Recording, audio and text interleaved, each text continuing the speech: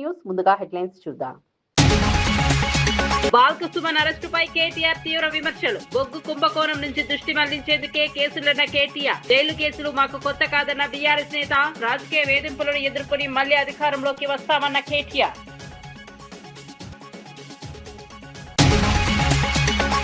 తెలంగాణ వ్యాఖ్యల వివాదంపై స్పందించిన రామచంద్రారావు. తెలంగాణ ఎవరి జాగీరు కాదన్న బీజేపీ రాష్ట్ర అధ్యక్షుడు. రాష్ట్ర గౌరవాన్ని అందరూ కాపాడాలన్న రామచంద్రరావు. రాజకీయాల్లో పరస్పర గౌరవం అవసరమన్న బీజేపీ నేత.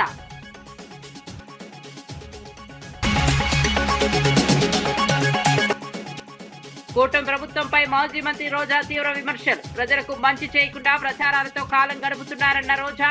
దొంగ ఓట్ల కుట్రలు జరుగుతున్నాయన్న ఆరోపణ. ప్రజాస్వామ్య హక్కులను కాపాడుకోవాలన్న రోజా పిలుపు. ఉద్యోగాలపై కాంగ్రెస్ తప్పుడు లెక్కలు చెబుతోందన్న తలసాని. 2 లక్షల ఉద్యోగాల ప్రచారం అవాస్తవమన్న మాజీ మంత్రి. నిరుద్యోగ యువతను ప్రభుత్వం మోసం చేస్తోందన్న తలసాని. ఉద్యోగాలపై శ్వేతపత్రం విడుదల చేయాలని డిమాండ్.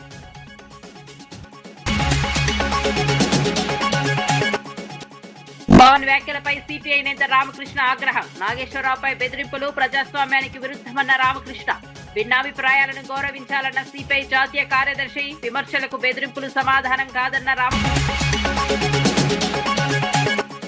రాష్ట్రంలో ఉద్యోగాల భర్తీ అంశంపై మాజీ మంత్రి తలసాని శ్రీనివాస్ యాదవ్ కాంగ్రెస్ ప్రభుత్వాన్ని విమర్శించారు.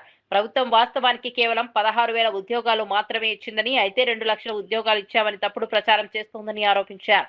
ముఖ్యమంత్రి రేవంత్ రెడ్డి సహా మంత్రులంతా వేర్వేరు సంఖ్యలు చెబుతూ విద్యార్థులను మోసం చేస్తున్నారని అన్నారు. బీసీలకు 42% రిజర్వేషన్లు కల్పించామని ఇతర రాష్ట్రాల్లో కూడా చెప్పడం ప్రజలను తప్పుదో పట్టించడమేనని విమర్శించారు. నిరుద్యోగ యువత ఆశలతో ఆటలాడడం సరికాదన్నారు. ప్రభుత్వం ఉద్యోగాలపై పూర్తి శ్వేతపత్రం విడుదల చేయాలని డిమాండ్ చేశారు. ఎన్నికల హామీల అమలులో కాంగ్రెస్ విఫలమైందని ఆరోపించారు. అందుబాటులోకి వస్తాయి కానీ ఒక తెలంగాణ రాష్ట్రాన్ని నీళ్లు లేవు, రెండోది నిధులు లేవు, నియామకాలు లేవు. కానీ ఆ రోజు కేసీఆర్ గారు కష్టపడి రాష్ట్రపతి ఉత్తర్వుల ద్వారా ఇదే అసెంబ్లీలో తీర్మానం చేసి 195% మా పిల్లలకు మా ఉద్యోగాలు మాకే కావాలని రాష్ట్రపతి ఉత్తర్వులు తీసుకొచ్చి మరి కేసీఆర్ గారు మన పిల్లల ఉద్యోగాల కోసం మేము పరిపాలించిన 9.5 సంవత్సరాలలో 160,000 ఉద్యోగాలు ఇచ్చినాం. కావాలంటే గవర్నమెంట్ రికార్డులలో ఇవి ఉన్నాయి, నేను చదువుకుంటూ పోతే చాలా టైం అవుతుంది. ఇంకా 42,000 ఉద్యోగాల నోటిఫికేషన్ మేము ఇచ్చినటువంటిది. సరే, ఆ రోజు కోర్టులు స్టే ఇవ్వడం, ఆ తర్వాత ప్రభుత్వం మారడం, ఆ సర్టిఫికెట్లని ఇప్పుడున్నటువంటి ఈ ముఖ్యమంత్రి గారు అబద్ధాల కోరు ఆ సర్టిఫికెట్లు మాత్రమే ఇచ్చాడు.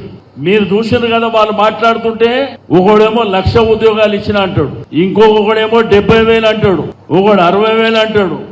ఈ ముఖ్యమంత్రి ఏమో మీరు 2 సార్లు చూసిర్రు, 70,000 అన్నాడు ఒకసారి, 60,000 అన్నాడు ఒకసారి. కానీ వీళ్ళు ఇచ్చింది 16,978 ఉద్యోగాలు మాత్రమే అని చెప్పి నేను ఈ సందర్భంగా తెలియజేస్తా ఉన్నాను. మీ తల్లిదండ్రులు కష్టపడి వ్యవసాయం చేసి కూలి పని చేసి మరి ఏదో వ్యాపారం చేసి మిమ్మల్ని మా పిల్లలు ప్రయోజకులై బ్రహ్మాండంగా చదువుకుంటే వాళ్ళకు ఉద్యోగం వచ్చి వాళ్ళ కాళ్ళ మీద నిలబడితే కుటుంబానికి ఆసరా అవుతారు అనేటువంటి ఉద్దేశంతో వాళ్ళ దగ్గర డబ్బులు లేకుండా అప్పు చేసి కష్టాలు చేసి ఈ రోజు హైదరాబాద్ సిటీలో గాని లేకపోతే వివిధ పట్టణాలలో మిమ్మల్ని చదివించారు. నా కొడుకుకి ఎప్పుడు ఉద్యోగం వస్తుంది, నా బిడ్డకి ఎప్పుడు ఉద్యోగం వస్తుంది అని చెప్పి వాళ్ళు ఎదురు చూస్తున్నట్టు గడిచిపోయింది 2.5 సంవత్సరాలు. ఆ రోజు ప్రియాంక గాంధీ గారు ఇదే సరూర్ నగర్ లో డిక్లరేషన్, అదే విధంగా రాహుల్ గాంధీ గారు అశోక్ నగర్ లో 2 లక్షల ఉద్యోగాలు ఇచ్చినామని ఈ నాయకులు సిగ్గు లేకుండా వేరే రాష్ట్రాల్లో కూడా చెప్తున్నారు, పోయి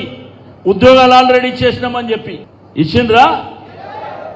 రెండోది బీసీలకు 42% రిజర్వేషన్ ఇచ్చినామని మధ్యప్రదేశ్ ఎలక్షన్ లో, బీహార్ ఎలక్షన్ లో ఆ రాహుల్ గాంధీ చెప్తాడు. వాడికైనా సిగ్గేమని ఉండాలి కదా, నువ్వు ఇవ్వని కూడా ఇచ్చినా అని చెప్పేటువంటి మీరు. తెలంగాణ ఉద్యమకారుల గుర్తింపు గౌరవం కోసం ప్రభుత్వం నియమించిన కమిటీ సమావేశంలో మంత్రి పొన్నం ప్రభాకర్ పాల్గొన్నారు. తెలంగాణ రాష్ట్ర సాధన కోసం ప్రత్యక్షంగా పరోక్షంగా కృషి చేసిన ప్రతి ఒక్కరిని గుర్తించి సముచిత గౌరవం కల్పించడమే ప్రభుత్వ లక్ష్యమని తెలిపారు. అమరవీరుల కుటుంబాలు, తొలి మరియు మలిదశ ఉద్యమాల్లో పాల్గొన్న నాయకులు, కార్యకర్తల వివరాలను సేకరించాలని అధికారులకు సూచించారు. పారదర్శకంగా అర్హుల జాబితా రూపొందించి ప్రభుత్వ గుర్తింపు అందేలా చర్యలు తీసుకోవాలని కమిటీ నిర్ణయించింది. ఉద్యమ చరిత్రను భవిష్యత్ తరాలకు చేరవేసే విధంగా ప్రత్యేక కార్యక్రమాలు చేపట్టాలని అభిప్రాయపడింది. తెలంగాణ సాధనలో భాగస్వాములైన ప్రతి ఒక్కరి త్యాగాలను ప్రభుత్వం గౌరవిస్తుందని పొన్నం ప్రభాకర్ స్పష్టం చేశారు. వాళ్ళను సముచితంగా ఏ విధంగా గౌరవించుకుంటాం అనేటువంటి ఆలోచన కొద్దీ మరి ఈ యొక్క కమిటీ ఏర్పడ్డది. దానిలో భాగంగా ఈరోజు అన్ని రాజకీయ పార్టీల సమావేశం జరిగింది. భవిష్యత్తులో మళ్ళీ అన్ని రకాల జేఏసీలకు సంబంధించి లేదా ఇంకా ఎవరిని పిలవాలి, ఎందుకంటే కొంతమంది రచయితలు భావజాల వ్యాప్తికి సంబంధించి కొంతమంది రచయితలు వాళ్ళ పుస్తకాల ద్వారా చైతన్యం కలుగజేసినారు. కొంతమంది గాన పాట కళాకారులు వాళ్ళ యొక్క పాటల ద్వారా చైతన్యపరిచినారు. ఇలా అనేక రకాల జర్నలిస్టులు వాళ్ళ వ్యాసాల ద్వారా మరి చైతన్యపరిచినారు. ఈ విధంగా ప్రతి ఒక్కరు ఒక్కొక్క భావాన్ని తెలంగాణ సాధనకు సంబంధించిన దానిలో భాగస్వాములైన వాళ్ళందరికీ గుర్తింపు, గౌరవం ఇవ్వడం ఈ కమిటీ ప్రధానమైనటువంటి యొక్క ప్రియాంబుల్. కాబట్టి అందుకు సంబంధించి ఈరోజు అన్ని రాజకీయ పార్టీల సమావేశం జరిగింది. దానికి సంబంధించిన ఏ విధంగా ప్రక్రియ, దీని కార్యాలయం కూడా త్వరలోనే వర్కింగ్ కండిషన్ లో ఈ యొక్క అమరవీరుల దీపం జ్వాల ఉంది, దాని లోపల కింద ప్రారంభమైతే త్వరలోనే అందుకు సంబంధించి కార్యాచరణ తీసుకొని దాని తదుపరి కార్యాచరణ అక్కడి నుంచి భవిష్యత్ కార్యాచరణ ప్రకటించబడుతుంది. అమీర్పేటలో జరిగిన అగ్ని ప్రమాద ఘటనపై జూబ్లీహిల్స్ ఎమ్మెల్యే నవీన్ యాదవ్ స్పందించారు. ప్రమాదానికి గల కారణాలపై ఇంకా స్పష్టత రాలేదని, కొందరు షార్ట్ సర్క్యూట్ కారణమని చెబుతుండగా మరికొందరు సమీప రెస్టారెంట్ నుంచి వచ్చిన వేడి కారణమే ఉండొచ్చని పేర్కొన్నారు. ఘటనలో ఎలాంటి ప్రాణ నష్టం జరగకపోవడం ఊరటనిచ్చే అంశమన్నారు. అగ్నిమాపక సిబ్బంది వేగంగా స్పందించి మంటలను అదుపులోకి తీసుకొచ్చారని తెలిపారు. నష్టపోయిన వ్యాపారులకు ప్రభుత్వం తరపున సహాయం అందించే అంశాన్ని పరిశీలిస్తామని చెప్పారు. భవిష్యత్తులో ఇలాంటి ఘటనలు జరగకుండా భద్రతా ప్రమాణాలను ఖచ్చితంగా అమలు చేయాలని అధికారులకు సూచించారు. ప్రమాదంపై పూర్తి నివేదిక వచ్చిన తర్వాత తగిన చర్యలు తీసుకుంటామని ఎమ్మెల్యే స్పష్టం చేశారు. చెప్తా ఉన్నారు. ఈ కమర్షియల్ యాక్టివిటీ వాళ్ళకి కూడా చెప్తా ఉన్నారు. ఫైర్ సేఫ్టీ నామ్స్ పాటిమని చెప్తా ఉన్నారు. దయచేసి దేవుడి దయ వల్ల ఎటువంటి ప్రాణహానిలు అటువంటి ఏం జరగలేదు. కాకపోతే ఉన్నటువంటి దాదాపు 25-30 షాప్స్కి వాళ్ళకి నష్టం జరిగింది. మీ మీడియా ద్వారా మేము వారందరినీ కూడా కోరుకునేది ఇక్కడ కాదు, ఎంటైర్ హైదరాబాద్లో ఎక్కడైతే రద్దీ ప్రాంతం ఉన్నటువంటి area, fully commercial area, hostels కానివ్వండి, అదర్ ఇప్పుడు అమీర్పేటలో మొన్న ఐటీ ట్రైనింగ్ ఇన్స్టిట్యూట్స్ ఉంటాయి, ఇక్కడంతా కూడా కంప్యూటర్ కోచింగ్ ఇన్స్టిట్యూట్స్ ఉంటాయి. అక్కడ మొన్న కూడా ఫైర్ యాక్సిడెంట్ స్టార్ట్ అవ్వగానే హైదరాబాద్ ఇమ్మీడియట్ రియాక్ట్ అయ్యి అది ఆపడం జరిగింది. సో భవిష్యత్తులో ఇట్లాంటివి జరగకుండా ఉండాలంటే మనం ఫైర్ సేఫ్టీ నామ్స్ చాలా సీరియస్గా ఫాలో అవ్వాలని చెప్పి కోరుతా ఉన్నాను. వీళ్ళందరి బాధితులకి వాట్ ఎవర్ బెస్ట్ గవర్నమెంట్ తరఫున సపోర్ట్. ఆల్రెడీ మేము కలెక్టర్ గారితో మీటింగ్లో ఉన్నప్పుడే కలెక్టర్ గారు కూడా ఇన్ఫార్మ్ చేసి ఇమ్మీడియట్ ఎంఆర్ఓ గారు కూడా చెప్పినారు. సో మేము వీళ్ళకి నష్టం జరిగిన వాళ్ళకి will try to help them out. Deputy CM Pawan Kalyan పై సిపిఐ జాతీయ కార్యదర్శి రామకృష్ణ తీవ్ర విమర్శలు చేశారు. ప్రముఖ విశ్లేషకుడు ప్రొఫెసర్ నాగేశ్వరరావును అరెస్ట్ చేస్తామని బెదిరించడం ప్రజాస్వామ్య స్ఫూర్తికి విరుద్ధమని అన్నారు.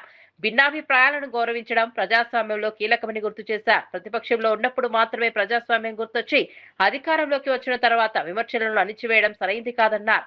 మేధావులు, విశ్లేషకులు తమ అభిప్రాయాలను వ్యక్తం చేసే హక్కు కలిగి ఉంటారని చెప్పారు. విమర్శలను ఎదుర్కోవాల్సింది రాజకీయంగా గాని చట్టబద్ధంగా గాని తప్ప బెదిరింపులతో కాదన్నారు. ప్రజాస్వామ్య విలువలను కాపాడే బాధ్యత ప్రజాప్రతినిధులపై ఉందని పేర్కొన్నారు. భిన్న స్వరాలను గౌరవించే సంస్కృతి అవసరమని రామకృష్ణ స్పష్టం చేశారు. ప్రెస్ మీట్ అంటే ప్రెస్ మీట్ పెట్టాలి, కానీ అక్కడ పోయి అంత నువ్వు మరింత రెచ్చగొడతా ఉన్నావు. పైగా ఆయన పైన కేసులు పెడతానంటావు. ఒక జర్నలిస్ట్ ఏదైనా మాట్లాడితే నీకు నచ్చకపోతే దాన్ని ఖండిస్తాం తప్పితే ఒకేసారి జర్నలిస్ట్ పైన కేసు పెడతాం, ఆయన అరెస్ట్ చేస్తాం, ఆయన జైల్లో వేస్తాం అంటే ఇది ప్రజాస్వామ్యం అని నేను అడుగుతా ఉన్నా. ప్రజాస్వామ్యం ఇలాంటి వాడికి తాగుంది అని నేను అడుగుతా ఉన్నా. మీరు ప్రతిపక్షంలో ఉన్నప్పుడేమో మీకు ప్రజాస్వామ్యం కావాలనా? మీకు అధికారంలో ఉంటే మాత్రం ప్రజాస్వామ్యం అక్కర్లేదా? పైగా ఆయన అన్నదేంటి, అమిత్ షా ఇట్లా అన్నాడని అన్నాడు. ఓకే, అమిత్ షా అన్న దాంట్లో కూడా తప్పేముంది అని నేను అడుగుతా ఉన్నా. ఇవాళ రాష్ట్రంలో చంద్రబాబు నాయుడు, జగన్మోహన్ రెడ్డి, పవన్ కళ్యాణ్ ముగ్గురు కూడా మీరు నరేంద్ర మోడీకి ఊడిగం చేస్తూ ఉన్నారు. అయిన దానికి కాని దానికి పార్లమెంట్లో మీరు మద్దతు ఇస్తూ ఉన్నారు. కాబట్టి మీరు అక్కడ ఒకవైపు ఊడిగం చేస్తూ అదే మాట ఆయన అంటే నీకు తప్పేం వచ్చిందని నేను అడుగుతా ఉన్నా. ఆయన నువ్వు ఖండించాలి కూడా ఖండించు, కానీ ఇది సరైంది కాదు. ఇవాళ 2 తెలుగు రాష్ట్రాల ప్రజలు కూడా ఎంతో సౌఖ్యంగా సన్నిహితంగా అన్నదమ్ముల మాదిరి మనం ఉన్నాం. మీరు చేసే రాజకీయాలకి ఇవాళ మళ్ళీ చిచ్చు పెడతా ఉన్నారు. ఇది జనసేన రాజకీయం కాదు, పవన్ కళ్యాణ్ సొంత రాజకీయం కాదు. భారతీయ జనతా పార్టీకి ఊడిగం చేయడానికే ఇవాళ హైదరాబాద్ పోయి ప్రెస్ మీట్ పెట్టావు. నువ్వు రేపు వాళ్ళతో కలిసి అక్కడ ఎన్నికల్లో పాల్గొనాలనే ఉద్దేశంతోనే నువ్వు ఇవన్నీ చేస్తూ ఉన్నావు. కాబట్టి ఈ వ్యవహార శైలి మానుకో. నువ్వు ఇక్కడ మంచిగా చంద్రబాబు నాయుడు గారు మంచి పోర్ట్ఫోలియోస్ ఇచ్చాడు. పంచాయతీరాజు, ఆర్డబ్ల్యూఎస్, పర్యావరణం బ్రహ్మాండంగా ఉన్నాయి. అన్నీ చేయండి, బాగా మంచి పేరు తెచ్చుకో. ఇది వదిలిపెట్టిపోయి ప్రజల మధ్య చిచ్చు పెట్టేదాన్ని తీవ్రంగా తప్పుపడతా ఉన్నాం, ఖండిస్తూ ఉన్నాం. జైల్లో రిమాండ్ లో ఉన్న మాజీ ఎమ్మెల్యే బాల్క సుమన్ ను పరామర్శించిన అనంతరం బీఆర్ఎస్ వర్కింగ్ ప్రెసిడెంట్ కేటీఆర్ ప్రభుత్వంపై తీవ్ర విమర్శలు చేశారు. సింగరేణిలో 1500 కోట్ల బొగ్గు కుంభకోణం అంశం నుంచి ప్రజల దృష్టి మళ్లించేందుకే తప్పుడు కేసులు నమోదు చేస్తున్నారని ఆరోపించారు. సింగరేణిలో 40 లక్షల మెట్రిక్ టన్నుల బొగ్గు మాయమైన అంశంపై కేంద్ర ప్రభుత్వం స్పందించాలని డిమాండ్ చేశారు. గతంలో పలువురు కాంగ్రెస్ నేతలు చేసిన వ్యాఖ్యలపై చర్యలు తీసుకోకుండా ఇప్పుడు బీఆర్ఎస్ నేతలపై మాత్రమే కేసులు పెట్టడం ద్వంద్వ వైఖరికి నిదర్శనమన్నారు. సృజన్ రెడ్డి కనుసన్నల్లో భారీ కుంభకోణాలు జరిగాయని ఆరోపిస్తూ వాటిని బీఆర్ఎస్ బయటపెట్టిందన్నారు. జైళ్లు, కేసులు తమకు కొత్త కాదని, ఈ రాజకీయ వేధింపులను ఎదుర్కొని మళ్లీ అధికారంలోకి వస్తామని కేటీఆర్ స్పష్టం చేశారు. 100 కోట్ల కుంభకోణం జరిగిందో బయటపెట్టింది మా నాయకుడు హరీష్ రావు గారు. అట్లాగే నైని బొగ్గు టెండర్ విషయంలో వాళ్లకు మంత్రులకు, ముఖ్యమంత్రికి వాటాలు కుదరక మంత్రులకు, ఉప ముఖ్యమంత్రికి, ముఖ్యమంత్రులకు అల్టిమేట్ గా మీడియాలో పనిచేసే జర్నలిస్టులను అరెస్ట్ చేసే కాడికి పోయిన విషయం కూడా మనకు తెలిసిందే. అట్లాగే ఆ నైని బొగ్గు టెండర్ను కూడా రద్దు చేసిన విషయం కూడా మనకు తెలిసిందే. మొన్న మా పార్టీ అనుబంధ సంస్థగా ఉన్న తెలంగాణ బొగ్గు గని కార్మిక సంఘం మా పార్టీ కేంద్ర కార్యాలయం తెలంగాణ భవన్లో ఒక సమావేశం పెట్టుకుంటే అందులో అన్ని విషయాలు ప్రస్తావనకు వచ్చినాయి. ఎట్లా సింగరేణి సంస్థ ఈరోజు మొత్తం కార్మికుల పుట్టగొడుతున్నది, కేసీఆర్ గారి ప్రభుత్వం ఉన్నప్పుడు ఎట్లా 19,000 వారసత్వ ఉద్యోగాలు మెడికల్ ఇన్వాలిడేషన్ బోర్డు ద్వారా ఇవ్వడం జరిగింది, ఏ రకంగా ఇవాళ కాంగ్రెస్ ప్రభుత్వం వచ్చిన తర్వాత మరి ఆ బోర్డు మొత్తం ఎత్తేసి 11 నెలలుగా బోర్డు మీటింగులు పెట్టకుండా వేలాది మంది పిల్లలకు అన్యాయం చేస్తా ఉన్నారు. అన్యాయం చేయడమే కాకుండా గతంలో కేసీఆర్ ప్రభుత్వం ఇచ్చిన ఉద్యోగాలు మెడికల్ ఇన్వాలిడేషన్ కింద 19,000 ఉద్యోగాలు ఏదైతే ఇచ్చారో వాటి మీద కూడా విజిలెన్స్ ఎంక్వైరీ చేపిస్తామని చెప్పి అసెంబ్లీలో ఉప ముఖ్యమంత్రి బట్టి విక్రమార్క గారు ఏ మాట అయితే చెప్పారో ఇవన్నీ కూడా ఇవాళ సింగరేణిలో. పెద్దపల్లి జిల్లా రామగుండం జీఎం కార్యాలయం ఎదుట సింగరేణి గుర్తింపు సంఘం ఏఐటీయూసీ ఆధ్వర్యంలో భారీ ధర్నా నిర్వహించారు. మెడికల్ అన్ఫిట్ అయిన కార్మికుల వారసులకు వెంటనే ఉద్యోగ నియామక పత్రాలు ఇవ్వాలని డిమాండ్ చేశారు. సింగరేణి వ్యాప్తంగా గత 9 నెలల్లో 400 మంది కార్మికులు అన్ఫిట్ అయ్యారని నాయకులు తెలిపారు. గతంలో యాజమాన్యం వారసులకు ఉద్యోగాలు కల్పిస్తామని హామీ ఇచ్చిందని గుర్తు చేశారు. మెడికల్ బోర్డు ఏర్పాటు చేసి నియామక ప్రక్రియ పూర్తి చేయాలని కోరారు. 8 నెలలుగా ఎలాంటి ఆదాయం లేక కుటుంబాలు తీవ్ర ఇబ్బందులు పడుతున్నాయని వారసులు ఆవేదన వ్యక్తం చేశారు. యాజమాన్యం స్పందించకపోతే అన్ని కార్మిక సంఘాలను కలుపుకుని సమ్మె నోటీసు ఇస్తామని హెచ్చరించారు. ఉద్యోగాల కోసం ఎదురు చూస్తున్న కుటుంబాలకు వెంటనే న్యాయం చేయాలని విజ్ఞప్తి చేశారు. వాళ్ళు మాట్లాడుతూ ఉన్నారు. మరి సింగరేణిలో కార్మికుల వేజ్ బోర్డు అగ్రిమెంట్ ప్రకారం కార్మికులు మెడికల్ అన్ఫిట్ అయినా చనిపోయినా ఉద్యోగం ఇవ్వాల్సిన బాధ్యత యాజమాన్యం అనుకున్నది. ఈ రాజకీయ జోక్యం వల్ల వేజ్ బోర్డు అగ్రిమెంట్ను కూడా అమలు చేయకుండా సింగరేణి యాజమాన్యం ఆపుతా ఉన్నది. కాబట్టి గత నెలలో మేము 2 నెలల క్రితమే సింగరేణి వ్యాప్తంగా జాతా కార్యక్రమం చేసి సింగరేణిలో మెడికల్ బోర్డు జరపాలి, డిపెండెంట్కి వెంటనే ఉద్యోగాలు ఇవ్వాలని చెప్పి చేస్తే సింగరేణి యాజమాన్యం గత నెల 12వ తారీఖు నాడు మేము తప్పనిసరిగా వీళ్ళందరికీ తొందరలోనే ఉద్యోగాలు ఇస్తాము, ఒక డేట్ ఇస్తాము అని చెప్పారు. ఇప్పటికైనా యాజమాన్యం వెంటనే మెడికల్ బోర్డు పెట్టే డేటుని, డిపెండెంట్లకు ఉద్యోగాలు ఇచ్చే డేటుని సింగరేణి యాజమాన్యం ప్రకటించకపోతే గుర్తింపు సంఘంగా ఏఐటీసీ యూనియన్ అన్ని కార్మిక సంఘాలను కలుపుకొని సమ్మె నోటీసు చేయడానికి సిద్ధంగా ఉన్నాం. దీనికి కార్మికులందరూ సిద్ధం కావాలని విజ్ఞప్తి చేస్తాము. ఏపీలో అధికార కూటమి ప్రభుత్వం ప్రజలకు మంచి చేయకుండా కేవలం ప్రచారాలతో కాలం గడుపుతోందని మాజీ మంత్రి వైఎస్ఆర్సీపీ నేత ఆర్కే రోజా విమర్శించారు. మంగళగిరి, తిరుపతి ప్రాంతాల్లో దొంగ ఓట్ల కుట్రలు జరుగుతున్నాయని ఆరోపించారు. ప్రజాస్వామ్య వ్యవస్థను బలహీనపరిచే చర్యలకు పాల్పడుతోందని మండిపడ్డారు. పవన్ కళ్యాణ్ సుగాలి ప్రీతి కేసును రాజకీయ అవసరాలకు ఉపయోగించుకున్నారని విమర్శించారు. ఐటీ మంత్రి లోకేష్ పేపర్ లీకేజ్లను అరికట్టడంలో విఫలమయ్యారని ఆరోపించారు. ప్రజలకు ఇచ్చిన హామీల అమలుపై ప్రభుత్వం దృష్టి పెట్టడం లేదన్నారు. తమ ఓట్లను, ప్రజాస్వామ్య హక్కులను కాపాడుకోవాలని పార్టీ కార్యకర్తలకు పిలుపునిచ్చారు. రాష్ట్రంలో జరుగుతున్న పరిణామాలపై ప్రజలు అప్రమత్తంగా ఉండాలని రోజా కోరారు. పార్టీ పెట్టింది ముఖ్యమంత్రి కాదని కాదు, సుగాలి ప్రీతి తల్లి కన్నీళ్లు చూసి పెట్టాను అన్నాడు.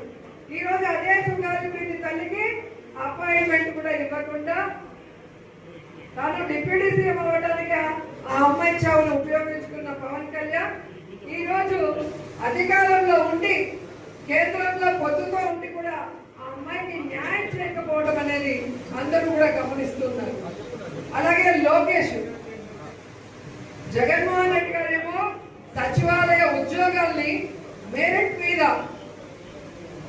ఎటువంటి తప్పుల తడకలు జరగకుండా చక్కగా నిర్వహించి ఉద్యోగాలు ఇస్తే 15,000 ఉద్యోగాల్ని కూడా పేపర్ లీక్ కూడా కాకుండా చేయలేకపోయాడు. లీకేజ్ స్టార్ అయిపోయాడు ఈరోజు లోకేష్ గారు. సో ఈరోజు వాళ్ళకి అడ్మినిస్ట్రేషన్ తెలియదు, ప్రజలకి మంచి చేయాలన్న మనసు లేదు. కేవలం జగన్ గారిని, వైఎస్ఆర్సీపీలో ఉన్న ముఖ్య నాయకుల్ని టార్గెట్ చేసి వాళ్ళని తిట్టించి తెలంగాణపై జరిగిన రాజకీయ వ్యాఖ్యల వివాదంపై బీజేపీ రాష్ట్ర అధ్యక్షుడు రామచంద్రరావు స్పందించారు. తెలంగాణ ఎవరి జాగీరు కాదని, అది 4 కోట్ల ప్రజల ఆస్తి అని స్పష్టం చేశారు. కాంగ్రెస్ నేత చేసిన వ్యాఖ్యలకు ప్రతిస్పందనగానే సంబంధిత వ్యక్తి ఆ వ్యాఖ్యలు చేశారని చెప్పారు. తెలంగాణ ప్రజల భావోద్వేగాలను గౌరవించడం ప్రతి ఒక్కరి బాధ్యత అని పేర్కొన్నారు. రాజకీయ భేదాలు ఉన్నా రాష్ట్ర గౌరవాన్ని కాపాడే విషయంలో అందరూ ఒకే దారిలో నడవాలని సూచించారు. రాష్ట్ర అభివృద్ధి, ప్రజా సమస్యలపై చర్చ జరగాల్సిన సమయంలో అనవసర వివాదాలు సృష్టించడం మంచిది కాదన్నారు.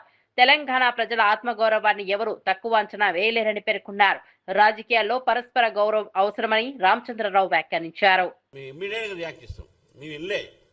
ఎవరు అన్నారా లేదా మాకైతే తెలియదు. అట్లా ఎవరైనా నాకు తెలిసింది ఏంటంటే ఒక కాంగ్రెస్ మంత్రి అన్నాడని, ఆయన జాగిరా తెలంగాణ అని అన్నాడని, దానికి నిన్న ఈయన తెలంగాణ 4 కోట్ల జనాభా జాగిరని ఈయనన్నాడు. ఈ 4 కోట్ల జనాభా జాగి ఇప్పుడు అంటుండో, గతంలో మా కుటుంబం జాగిరి అని చెప్పి వాళ్ళు పరిపాలించారు. కాబట్టి వాళ్ళ మాటలు నేనైతే వినలేదు. ఎవరు మాట్లాడినా ఎవరే కాదు, తెలంగాణకు ఎవరు అవమానపరిచినా, తెలంగాణ ప్రజల ఒక మనోభావాన్ని ఎవరు కూడా దెబ్బతీసినా దాన్ని బీజేపీ వ్యతిరేకిస్తుంది.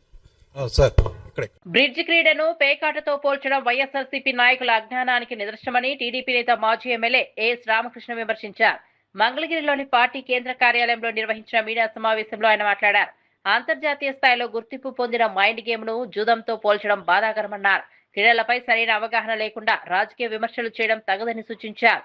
ప్రతిపక్ష పార్టీ కేవలం బురద చెల్లే రాజకీయాలకు మాత్రమే పరిమితమైందని ఆరోపించారు. ప్రజా సమస్యలపై చర్చించకుండా ప్రతి అంశాన్ని వివాదాస్పదం చేయాలని ప్రయత్నిస్తోందన్నారు. క్రీడలకు ప్రోత్సాహం ఇవ్వాల్సిన సమయంలో ఇలాంటి వ్యాఖ్యలు యువతను తప్పుదారి పట్టిస్తాయని చెప్పారు. వాస్తవాలను తెలుసుకుని మాట్లాడాలని వైసీపీ నాయకులకు సూచించారు.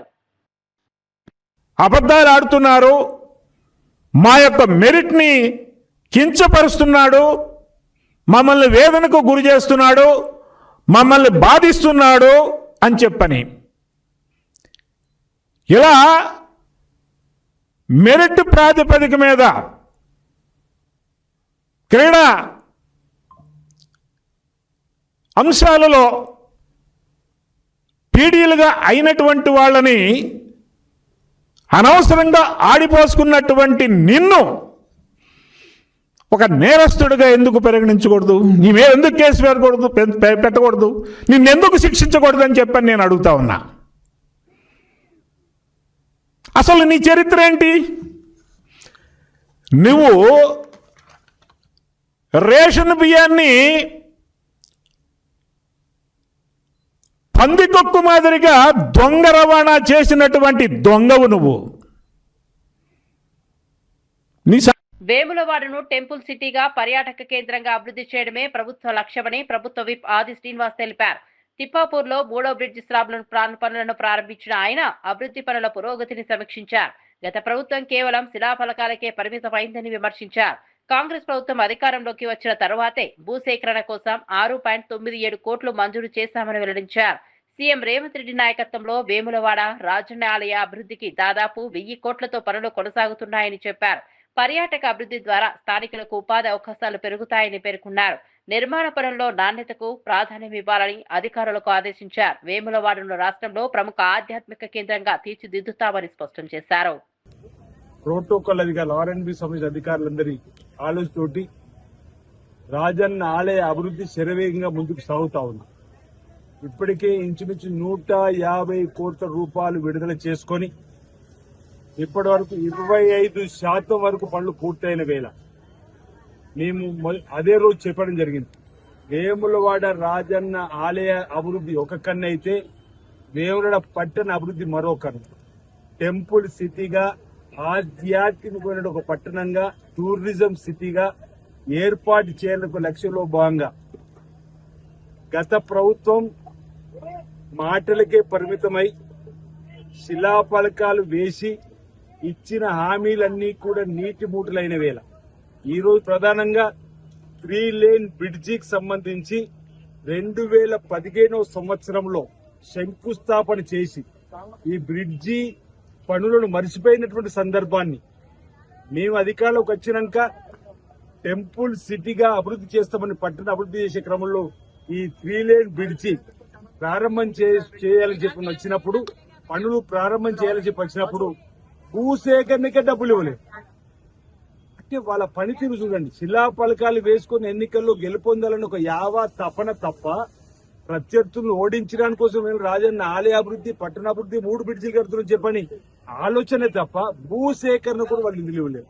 మేము గౌరవ ముఖ్యమంత్రి గారు దృష్టి తీసుకువెళ్ళినప్పుడు 6,90,00,000 భూసేకరణకు నిధులు ఇచ్చిన తర్వాత ఈ 3 లేన్ బ్రిడ్జి ఇప్పుడు మీరు చూస్తున్నారు 38 మీటర్ల పొడవు 12 మీటర్ల వెడల్పు ఉన్నటువంటి ఒక స్లాబ్ ను వేయడం జరుగుతోంది. ఇది 5 ప్రాంతాల్లో కూడా వేయాలని చెప్పి పోయిన మాసంలో ఒక ప్రాంతంలో వేసుకున్నాం, ఇక్కడ ఇంకో ప్రాంతంలో వేస్తున్నాం. మరొకటి కూడా 10-15 రోజుల లోపల ఈ విధంగా వేసుకొని ఈ బ్రిడ్జిని రాజన్న భక్తులకు వేరే పట్టణ ప్రజలకు అంకితం చేసేటువంటి సందర్భం ఉపయోగం తీసుకొచ్చేటువంటి కార్యక్రమం మేము చేస్తున్నాం. మీరు శిలాఫలకం సాక్షి చూడండి. 2015లో వేసిన శిలాఫలకం సజీవ సాక్షిగా ఉంది. ఈరోజు 2026 అంటే 11 సంవత్సరాలు వాళ్ళ హయాంలో కేవలం శిలాఫలకం. ఇదే కాదు, కలిగోట సూరవ ప్రాజెక్టు దగ్గర కూడా జూన్ 22, 2018 శిలాఫలకం వేసారు. అక్కడ భూసేకరణ కనాపేసి ఇవ్వలే. మేము వచ్చినాక 45 కోట్ల భూసేకరణ డబ్బులు ఇచ్చి ఈరోజు ప్రాజెక్టుకు శరవేగం చేస్తున్నాం. అంటే ఈ రోజు ఇంజనీరింగ్ అధికారులు ఆర్ఎండ్బి సంబంధించి ఈ గారు పర్యవేక్షణలో ఈ 3 లేన్ బ్రిడ్జి మా మున్సిపల్ హైదరాబాద్ అమీర్పేటలోని మైత్రివనం సమీపంలో ఉన్న హెల్మెట్ దుకాణంలో అకస్మాత్తుగా అగ్ని ప్రమాదం సంభవించింది. దుకాణం నుంచి ఒక్కసారిగా మంటలు ఎగిసిపడటంతో స్థానికులు భయోందోళనకు గురయ్యారు. వెంటనే పోలీసులకు అగ్నిమాపక శాఖకు సమాచారం అందించగా సిబ్బంది సంఘటనా స్థలానికి చేరుకుని సహాయక చర్యలు ప్రారంభించారు. హెల్మెట్లు, ఇతర ప్లాస్టిక్ వస్తువులు ఉండటంతో మంటలు వేగంగా వ్యాపించాయి. మంటలను అదుపులోకి తెచ్చేందుకు అగ్నిమాపక సిబ్బంది తీవ్రంగా శ్రమించారు. భద్రతా చర్యల్లో భాగంగా పోలీసులు పరిసర ప్రాంతాల్లో రాకపోకలను నిలిపివేశారు. ప్రమాదానికి గల కారణాలపై అధికారులు విచారణ చేపట్టారు. ఘటనలో ఎలాంటి ప్రాణ నష్టం జరగలేదని ప్రాథమిక సమాచారం వెల్లడైంది.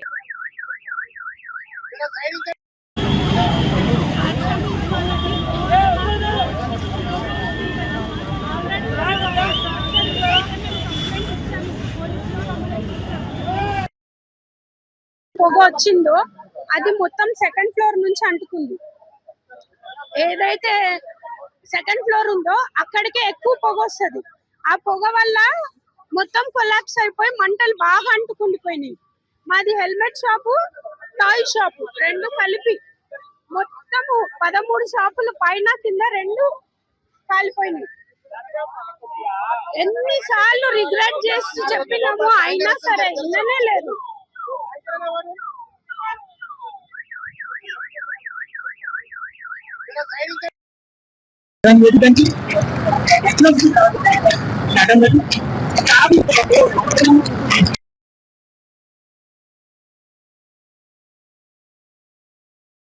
ఆపడానికి ప్రయత్నం చేస్తే వాళ్ళ ప్రాణ నష్టం పోయే సిచ్యువేషన్ అనిపించడం వల్ల వాళ్ళు ఇంకా వాళ్ళ చేతులతో నొప్పుకొని బయటకు రావడం వల్లనే మొత్తం దీని వల్ల దాదాపు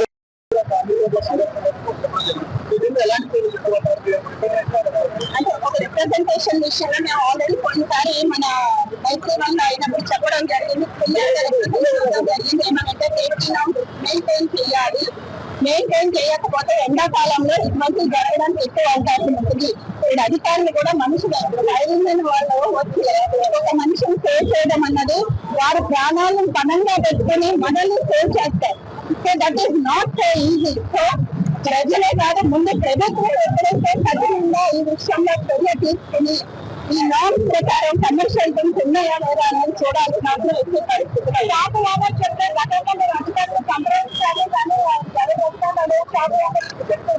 అదేంటమ్మా సేఫ్టీ నాన్ సేఫ్టీ అన్నది ఫస్ట్ అవేర్నెస్ ప్రోగ్రామ్ చేయాల్సింది అధికారులు.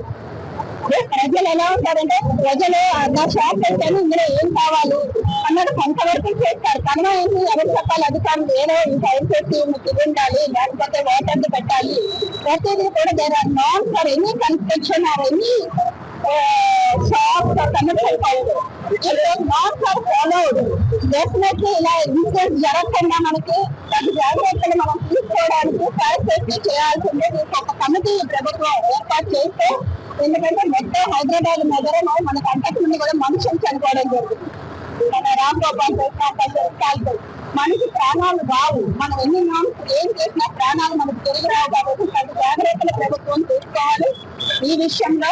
పోయినసారి ఎక్కడ కూడా మళ్ళీ అక్కడ ఎవరైతే మళ్ళీ శ్రద్ధ తీసుకోలేదు. ఆ శ్రద్ధ ఇప్పుడు పెట్టాల్సిన అవసరం లేదు. ప్రజలైతే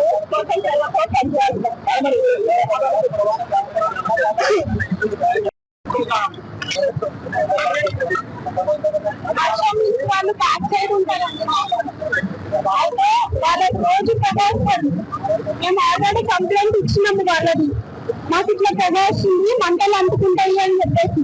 అయినా సరే వాళ్ళు చూసి చూడనంత వదిలేసింది. పోలీస్ వాళ్ళకి కూడా కంప్లైంట్ ఇచ్చినాము. మా సెకండ్ ఫ్లోర్ లో స్టార్ట్ అయింది మంటలు మొత్తం. మేము చూసేలోపే చాలా ఎక్కువ అయిపోయింది మంటలు మొత్తం. అది హోటల్ ఇలా బ్యాక్ సైడ్ మాకు లిటరల్ గా బ్యాక్ సైడ్ వర్షం నుంచి.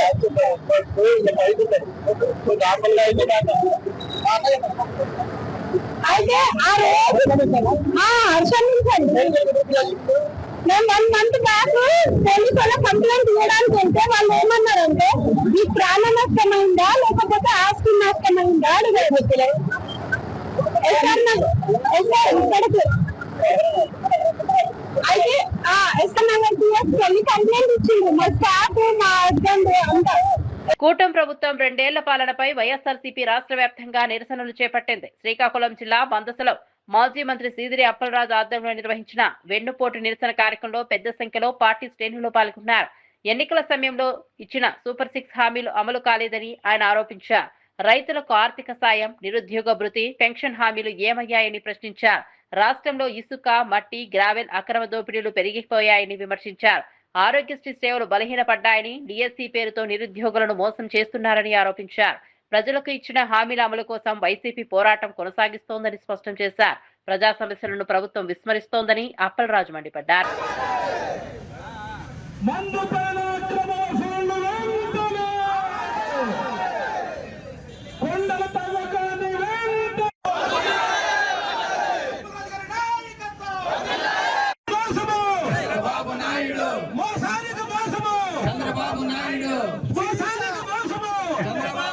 మందస గ్రామంలో జరుగుతున్నటువంటి నిరసన కార్యక్రమానికి వివిధ పంచాయతీల నుంచి విచ్చేసినటువంటి వైఎస్ఆర్ చెప్తా ఉంటాడు, సూపర్ 6 ఇచ్చేసాము, సూపర్ 7 ఇచ్చేసాము.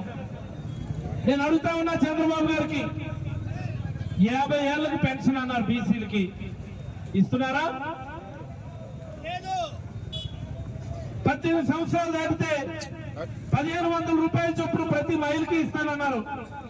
ఒక్కరంటే ఒక్కరికి ఇస్తున్నారా నేను అడుగుతా ఉన్నాను. నేను ఇస్తున్నారా? ఇంటింటికి వెళ్ళి చెప్పారు, నీకు 1500, నీకు 1500, నీకు 1500 అని.